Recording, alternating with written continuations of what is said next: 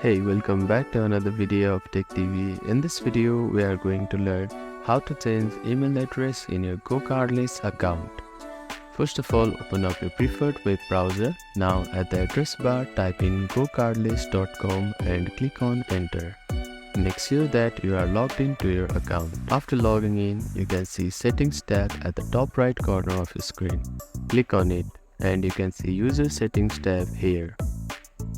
After clicking on that, you can see an email tab here. You can simply select this all and type in your new email address here. After typing in your information, click on Save Changes button. Now you need to type in your current password on this field here. After typing in your password, click on Submit button. So that is how you can change your email address in GoCardless account. Thank you for watching this video. Please do not forget to like, share and subscribe to our channel and comment down if you have any queries.